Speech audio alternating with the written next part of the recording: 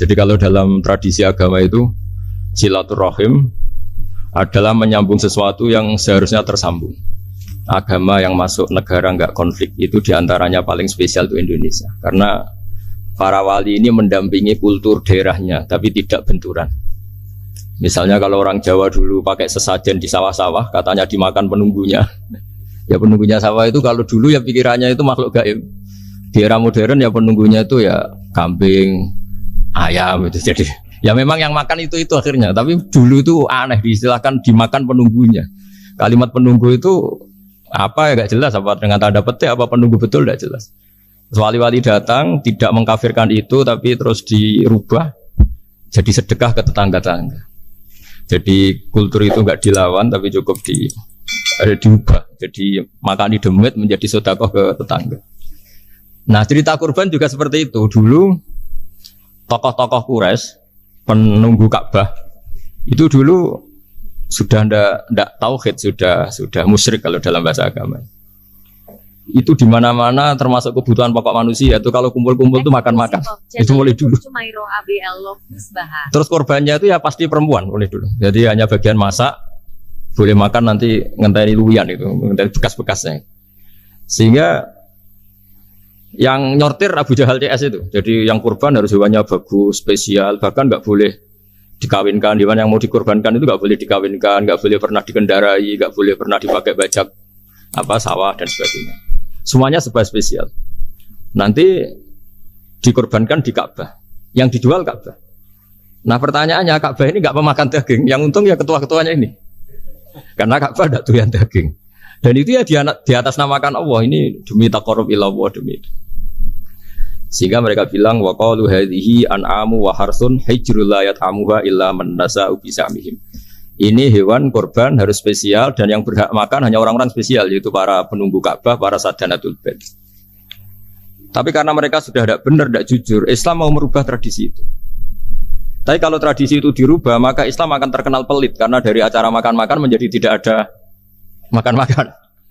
Jadi kadang kebenaran itu harus diganti dengan sesuatu yang tidak ekstrim, karena tadi dari acara makan-makan menjadi sama sekali nggak makan-makan, maka terus diganti oleh Islam dengan kalimat udhiyah, dengan kata kurban. Nah kenapa itu harus terjadi? Karena kurban itu sebetulnya syariatnya Nabi Ibrahim, di mana orang Mekah itu memang turunan Nabi Ibrahim, sehingga sisa-sisa makan-makannya masih. Cuma mulai ada melenceng, ada sesajen, ada khurafat, ada bid'ah. Kemudian itu mulai masalah. Terus Rasulullah Muhammad SAW datang ingin benahi itu. Tapi yang dibenahi adalah menghilangkan kemusyrikannya, bukan makan-makannya. Akhirnya diganti oleh udhiyah. Nah kenapa ada kurban? Kalau dalam banyak literatur, Nabi Ibrahim alaihissalam itu Nabi yang paling dengan tanda kutip mengklaim kalau beliau itu orang paling sayang kepada Allah, paling dekat kepada Allah. Gak ada yang dicintai selain Allah. Beliau memaklumatkan itu baik secara lisan maupun di gemuruh hatinya, di bisikan hatinya, di detak jantungnya, pikirannya seperti itu. Pas itu beliau belum punya putra karena beliau termasuk lambat punya anak. Suatu saat ditakdir punya putra, yaitu Ismail. Pas seneng-senengnya jalan, pas seneng-senengnya punya anak, sama Allah disuruh nyembelih. Anak kamu harus kamu sembelih. Ibrahim kaget. Kenapa ya Allah? Kamu adalah orang yang sering ngomong bahwa yang paling kamu cintai saya. Tapi setelah ada anak kamu, kayaknya enggak. Protes Nabi Ibrahim, Pak. Yang benar Gusti, iya harus anak kamu. Karena beliau kadung janji, kadung komitmen yang paling dicintai Allah, tidak ada yang lain. Saya akan mencintai engkau ya Allah, meskipun harus mengorbankan anak saya. Singkat cerita, terus disyariatkannya kurban itu. Ketika Nabi Ibrahim berkomitmen melaksanakan perintah itu, Ismail juga mau nurut, terus sama Allah diganti oleh hewan kurban yang bernama kambing. Sehingga versi cerita itu bahwa Allah akan maklumi ketika orang mencintai Allah secara serius, bersamaan dengan itu orang juga mencintai anaknya dengan proporsi masing-masing. Itu di khazanah-khazanah yang saya baca. Versi kedua, tapi ini nanti nggak perlu dipertanyakan, itu versi yang paling baik, yang paling benar gimana? Yang tanya juga bid'ah, yang jawab juga bid'ah nanti. Karena itu wilayah yang kadung terjadi. Jadi kalau dalam ilmu hadis itu, kalau kadung terjadi, buat kamu unggulkan yang mana, tetap saja yang terjadi hanya satu, mau kelewat. Beda dengan istihad solusi. Karena mau terjadi ya kita uji coba. Kalau nggak cocok yang A ya cocok alternatif B, alternatif C. Kalau sudah kelewat mau gimana? Kalau salah ya salah aja kan. Versi kedua begini. Semoga versi kedua ini yang benar. Kalau ini benar keren. Nabi Ibrahim itu memaklumatkan diri. Kalau dalam bahasa Arab itu iddia itu mengklaim bahwa dia adalah orang yang paling sayang terhadap makhluk Allah, semua hamba Allah. Terus beliau diterbangkan ke langit. Diterbangkan ke langit, ke alam malakut. Ya tidak usah ditanyakan, tanya terbang gimana, nanti ribet nanti itu. Setelah diterbangkan di langit, wa kadzalika nuri Ibrahim malakutas samawati wal ardh, diperkenalkan alam langit, terus dipertontonkan. Itu ada sekian hamba Allah yang nyabu, yang ngefly, yang dugem, pokoknya yang maksiat-maksiat itu. Ibrahim ditanya sama Allah, gimana itu mereka menurut kamu? Damirhum, habisi saja Allah. Mereka makan rezekimu, hidup di bumimu, tapi mereka tidak mengindahkan engkau. Matikan saja. Sama Allah diturutin. Jalan-jalan lagi sampai 3 kali peristiwa tempat-tempat maksiat itu dihabisin sama Nabi Ibrahim. Beliau minta sama Allah supaya itu dihabisin. Singkat cerita, terus beliau diturunkan sama Allah. Saat diturunkan, ya Allah tidak jawab, tidak apa. Allah itu punya sunnah, punya tradisi. Dengan nabinya itu tidak jawab. Suatu saat Nabi Ibrahim disuruh bunuh anaknya, disuruh nyembelih. Protes kan? Huwa samratu fuadi. Ini kekasih saya, putra saya. Kenapa engkau nyuruh membunuh? Terus kata Allah, kamu tidak ingat di malam kamu saya mi'rajkan melihat hamba-hambaku dan itu yang bikin aku dan saya cinta sama mereka yang bikin saya. Kamu yang tidak saja minta dibunuh. Sengkirian gantian saya yang minta kamu tidak nurutin gitu. Kamu pas minta saya tidak tak pikir langsung tak turutin. Kenapa saya yang sekarang minta kamu mikir, tapi huwa samratu fuadi, itu buah hati saya. Dan memangnya makhluk-makhluk itu makhluk siapa? Saya yang bikin, kamu enak saja nyuruh bunuh. Nah semenjak itu jadi kearifan kita. Makanya ada guyonan di dunia kiai itu, ada anak perempuan, kan nggak lazim ya, perempuan pakai GL Pro kalau dulu, mungkin sekarang pakai Ninja, pakai celana jin. Sopo ya, wong luput suwo itu. Siapa itu perempuan kok gitu? Ini ponakane jenengan Mbah, astagfirullah, muga-muga pangeran nyepuro. Jadi langsung rubah dari maksudkan menjadi ndak karena keluarga. Nah jangan-jangan kebencian kita pada maksiat itu oke, kita wajib benci maksiat, tapi tetap ada catatannya. Plus yang maksiat itu tidak orang yang terkait dengan kita. Coba kalau yang maksiat itu orang yang terkait dengan kita, itu anak kita, ponakan kita, mungkin istri kita, paling mintanya ya Allah ampuni. Sama-sama maksiat, yang satu minta dihabisin, yang satu kita minta diampuni. Fair gak kita sebagai manusia? Tidak fair. Tidak fair. Makanya kalau ada guyonan, ada supir salah dimarahin, pasti supir ini belum pegang rahasia. Tapi kalau sudah pegang kartu, si majikannya punya apalah gitu, simpanan gitu, wah ini pegang, berani marah gak? Jadi itu guyonan kiai. Makanya jadi manusia itu gak pernah adil sebenarnya. Makanya Allah pernah mensifati manusia itu wa kanal insanu zaluman jahula. Manusia itu sangat zalim dan sangat bodoh. Kalau misalnya jenengan tanya, orang soleh pun itu gimana? Orang soleh asal manusia tidak nabi, itu ya mesti ada zalimnya. Makanya kalau dalam kitab Hikam diterangkan, kitab Hikam itu kitab yang olah manusia. Itu menyebut begini, manusia itu siapa? Dijawab, manusia itu mangkanat mahasinuhu masawiyah. Orang yang ketika baik saja salah, apalagi ketika salah.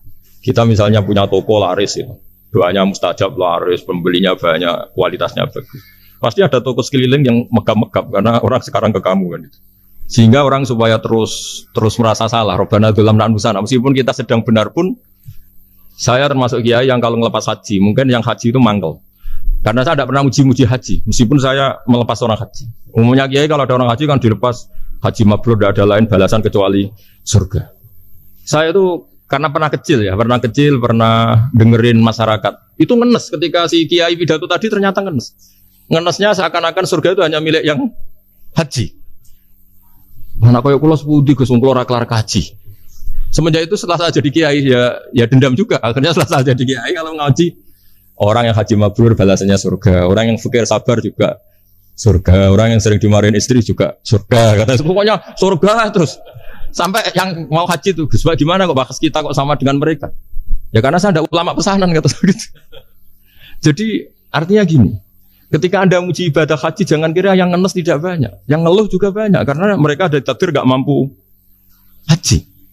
Itu hebatnya Islam. Islam juga datang dengan solusi-solusi, misalnya Jumatan itu hajinya orang miskin, orang yang ingat Allah mulai subuh sampai matahari terbit juga sama dengan umroh. Jadi karena tidak semua orang itu mampu haji.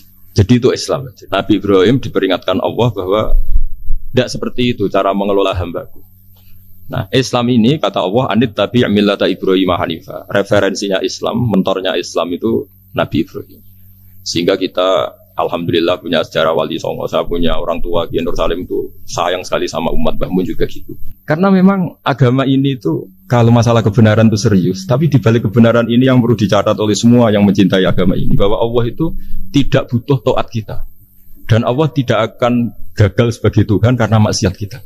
La tanfa'uhu ta'atuhum wa la tadurruhu maksiatuhum. Allah tidak akan ngefek ketika semua orang taat ya gak ngefek, semua orang maksiat juga gak ngefek. Karena Allah ini zat yang punya eksistensi sejati, sehingga hubungan kita dengan Allah itu gak ngefek ke Allah, tapi ke kita sendiri.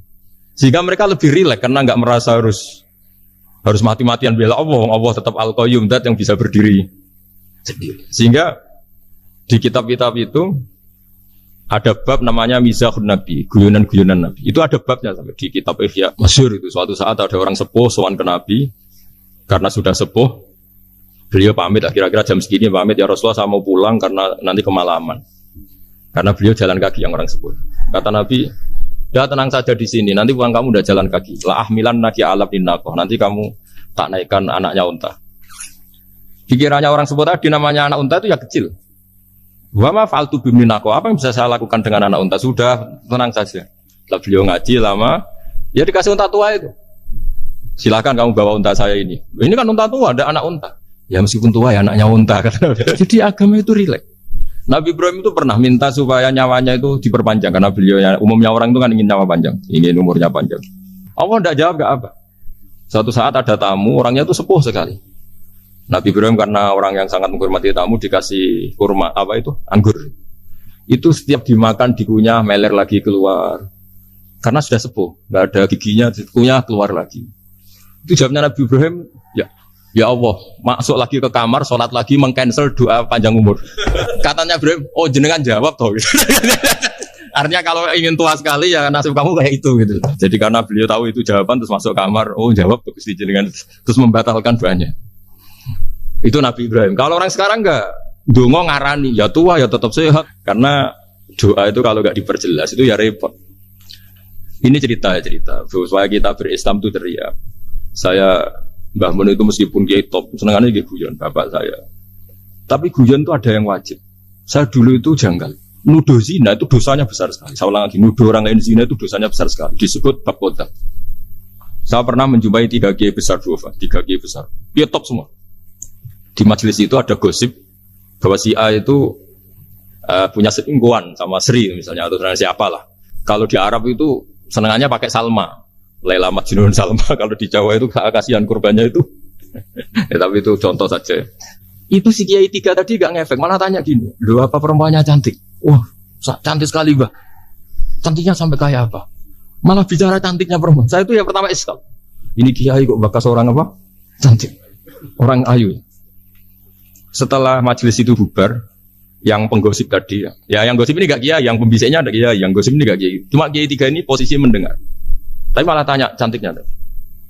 Sehingga cerita setelah orang itu pulang bilang gini, itu kalau saya bilang iya dengan gosip itu, saya ikut qadzaf, saya ikut menuduh orang lain zina. Itu dosa besar. Selain itu saya kiai, kalau saya bilang iya dianggap membenarkan. Maka untuk mengalihkan gak bicara nuduh, jadi guyon tadi. Jadi guyonnya itu, karena kalau kita tadi bilang iya, artinya mengiyakan. Dan itu artinya qadzaf, punya dosa besar karena nuduh orang lain zina. Diperparah dia kayak besar, kan orang menjadi percaya karena yang ngomong bukan penggosip lagi, tapi ya, maka dialihkan. Loh, ayo nucung. Sampai segitunya kearifan. Sehingga dulu ketika Ma'is itu seorang sahabat yang pernah salah besar. Itu Nabi ketika beliau ada gosip salah gitu ya, Nabi masih jangan-jangan kamu hanya mimpi, Cung. Jangan-jangan kamu hanya megang, tapi tidak sampai zina. Sampai terakhir Nabi tanya, Afi aplikasi, jangan-jangan otak kamu sudah agak error. Saking tidak inginnya Nabi mempercayai hal-hal seperti itu. Nah, problem kita di zaman sekarang justru kadang nyari-nyari supaya tahu buktinya. Yang dulu para orang soleh menghindari bukti itu supaya enggak suudzon. Sekarang orang mencari-cari bukti. Padahal itu dilarang, wala tajassasu, orang enggak boleh mencari-cari kesalahan orang lain. Nah, itu kearifan-kearifan yang saya dapatkan dari Bapak, dari Mbah Mun, dari Pak Zaini, dari Pak Gures. Mereka orang-orang yang luar biasa, menghindari ngomong penting. Sekarang itu orang banyak yang sering ngomong penting. Sebenarnya itu malah salah. Karena kalau ngomong penting itu vonis. Vonis terhadap orang lain. Tapi kalau kamu rileks, tidak. Nabi dulu itu rileks sekali. Ketika beliau ngaji gini, terus ada pemuda lewat bawa cangkul, mengabaikan pengajian Rasulullah. Banyak sahabat bilang, celaka orang itu ada Nabi ngaji kok tidak ikut. Jawabannya Nabi unik. Jangan-jangan dia punya keluarga yang harus kerja. Dan kalau harus kerja untuk nafkah keluarganya itu juga ibadah. Itu ya sunnah saya. Jadi Nabi rileks saja, tidak tersinggung, tidak. Nah, kenapa kita butuh rileks? Karena kebenaran sekali dipaksakan itu jadinya benturan. Dan itu wali-wali Songo itu dulu sudah berpikir seperti itu. Sehingga Pak Zaini yang sering ngendikan sama saya, kita ini bisanya mengikuti Mas Bah, kalau manggil saya Mas, tidak bisa benturan. Sehingga tadi ada modifikasi dari sesajen menjadi sedekah, dari apa menjadi apa. Jadi tidak langsung benturan. Dan itu khazanahnya, bacaan-bacaannya banyak sekali. Termasuk peristiwa udhiyah tadi. Jadi dulu kurban itu dipakai ajang orang-orang tokoh Quraisy supaya dapat daging yang bagus di atas namakan Ka'bah. Jadi agama ini dijual mulai dulu. Kuno agama ini dijual. Dan agama mulai dulu ya prospek. Ka'bah itu bisa menyedot wisatawan berapa, wisata religi. Sehingga dulu ada Ka'bah tandingan, perhitungannya juga ekonomi. Jadi mulai dulu itu ya sudah seperti itu, mau apa memang Allah bikin dunia seperti ini. Jadi mulai dulu agama itu ya sampai orang Yahudi gak mau iman sama Nabi ya pikirannya sederhana. Kalau saya tokoh banyak yang sowan, banyak yang ngasih-ngasih. Kalau saya ikut Muhammad, saya anak buah yang ngasih saya siapa? Jadi perhitungannya juga ekonomi. Jadi ketika Abraham mau bikin Ka'bah tandingan, itu perhitungannya juga ekonomi. Jadi ribet kan memang kalau manusia itu sudah ribet. Tapi Islam ini datang bukan untuk itu, tapi memaklumi itu. Itu hebatnya Nabi Ibrahim. Ketika beliau berdoa, ya Allah, keluarga kami saya tempatkan di Mekah. Rabbana liyuqimus sholata faj'al af'idatam minan nasi tahwi ilaihim warzuqhum minas samarat. Cuma menurut Islam dibalik, ya Allah, kita ini ingin anak-anak kami ini bersujud kepada Engkau, ingin anak-anak kami ini melakukan sholat. Tapi mereka ini manusia yang untuk ketahanan hidupnya butuh makan, butuh rizki, butuh ekonomi. Maka tolong ekonominya dijaga ya Allah. Jadi dibalik, demi sholat menjaga ekonomi. Jangan dengan demi ekonomi meninggalkan sholat. Jadi dibalik, jadi demi sholat menjaga ekonomi. Juga termasuk menjaga politik. Andaikan tidak ada orang Islam yang cakap politik, terutama yang soleh-soleh. Kemudian negara bikin aturan ala mereka. Sholat dianggap larangan, pengajian dengan larangan, juga repot. Makanya mulai dulu kiai-kiai itu ya politik, karena nggak ingin negara ini diatur oleh orang yang anti sholat, anti agama. Karena kalau negara terserah yang sedang jabat, kemudian yang jabat tidak soleh, bisa nganggap maksiat-maksiat tidak ilegal, yang pengajian justru ilegal. Nah, di sini kenapa banyak orang-orang soleh dulu ya rata-rata ya berpolitik mulai sebelum kemerdekaan sampai setelah kemerdekaan. Jadi itu ada filosofinya. Nah, bahwa ada oknum-oknum yang tidak seperti itu ya monggo, itu oknum. Tapi sebetulnya awal-awalnya kenapa banyak orang soleh yang politik, karena nggak ingin negara ini dipimpin oleh orang-orang yang anti agama, anti kebaikan. Sehingga berkahnya apa? Berkahnya negara ini berkonstitusi secara Islami. Meskipun tidak negara Islam, tapi tadi hak asasi manusia terjaga, hak belajar, hak beragama, hak ibadah. Coba bayangkan kalau kita jadi korut, Korea Utara kan pusing. Itu uniknya, lagi-lagi ini cerita uniknya. Itu mulai dulu itu tidak ada benturan. Ketika ada Masumi, ada Partai NU, ada macam-macam. Muhammadiyah datang di Jogja itu Mbah Ahmad Dahlan itu teman dekatnya Mbah Hasyim. Saya tahu banyak tentang, namanya dulu Darwis. Itu dulu ngajinya sama pernah buyut-buyut Qiyami di sini. Dulu ngaji Mbah Soleh Darat, Mbah Ahmad Dahlan sama siapa itu Mbah Hasyim. Ketika di Mekah yang Mbah Ahmad Dahlan ngaji Syekh Khotib Minangkabau itu ya sama Mbah Hasyim. Nah kebetulan Mbah Ahmad Dahlan hidup di Jogja yang zaman itu sudah khurafatnya kayak apa, karena ada sistem agama yang sangat menurut beliau sangat jauh dari Islam yang murni. Terus beliau revolusinya seperti itu. Yang Mbah Hasyim nampak di Jombang. Nah itu kan murni ilmu sosial, murni muqtadul khalq. Terus beliau punya metode yang berbeda, tapi nggak masalah, mulai dulu nggak masalah. Kemudian jadi kalau yang kadang-kadang memasalahkan tuh ya memang yang nggak tahu masalah. Sebenarnya dulu tuh ya biasa aja, karena ya itu urusan metode, urusan. Saya teruskan masalah ukhiyah. Jadi yang diceritakan Nabi Ibrahim tadi bahwa benci seseorang kita atas namakan maksiat itu tidak segampang itu. Karena jangan-jangan kebetulan yang maksiat itu keluarga kita. Apakah kita punya kebencian yang sama saat yang maksiat itu keluarga kita, atasan kita, teman kita? Ya kayak tadi.